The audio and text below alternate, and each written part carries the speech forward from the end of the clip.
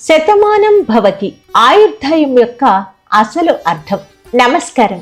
మనందరం పెద్దలను కలిసినప్పుడు ఒక ఆశీర్వచనం వింటాం. శతమానం భవతి శతాయు పురుష.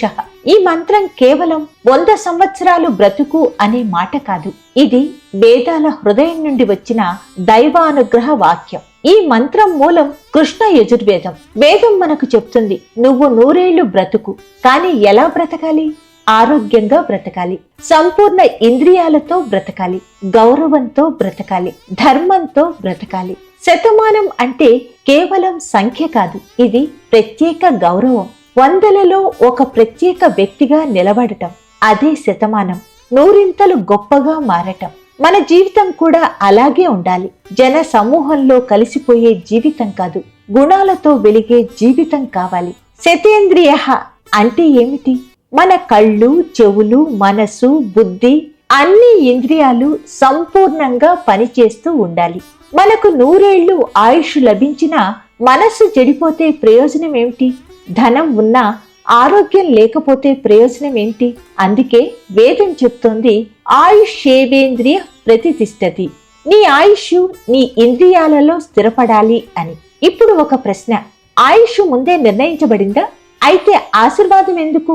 అవును, శాస్త్రం చెప్తుంది ఆయు కర్మచ విత్తంచ అని. అంటే జీవి గర్భంలో ఉన్నప్పుడే కొన్ని విషయాలు నిర్ణయమవుతాయి అని. దైవ భక్తితో, దైవానుగ్రహంతో ఆయుష్ పెరిగిన ఉదాహరణలు ఉన్నాయి. మార్కండేయుడు శివభక్తితో మృత్యునే జయించాడు. హనుమంతుడు చిరంజీవిగా ఆశీర్వదించబడ్డాడు. అంటే విధిరాత ఎలా ఉన్నా భక్తి దానిని ప్రభావితం చేయగలదు. ఇంకా గమనించండి, మనందరం గుడ్ మార్నింగ్ అంటాం, అది కూడా ఒక ఆశీర్వాదమే కదా. మంచి ఉదయం కావాలని కోరటం. మంచి మనసు నుండి వచ్చిన ప్రతి మాటకు ఒక బలమైన శక్తి ఉంది. అదే వేదమంత్రం యొక్క శక్తి.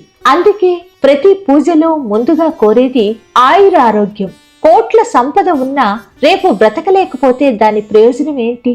బ్రతికి ఉండటం మొదటి వరం, ఆరోగ్యంగా ఉండటం 2వ వరం, గౌరవంగా ఉండటం 3వ వరం. అందుకే ప్రతిరోజు సూర్యుని ప్రార్థిస్తూ పశ్యేమ శరదశతం జీవేమ శరదశతం చెప్తాం.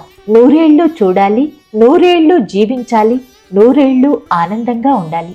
ఇది కేవలం ఆశ కాదు, ఇది సంకల్పం. కనుక శతమానం భవతి అనేది ఎంతకాలం జీవించాను అనే దాని గురించి మాత్రమే కాదు, జీవితపు నాణ్యత గురించి. మీరు గుణాలలో శతమానం అవ్వండి, ధర్మంలో శతమానం అవ్వండి, ప్రేమలో శతమానం అవ్వండి, పెద్దల ఆశీర్వాదం పొందండి. ఆశీర్వచనం శక్తి మీ జీవితాన్ని మారుస్తుంది.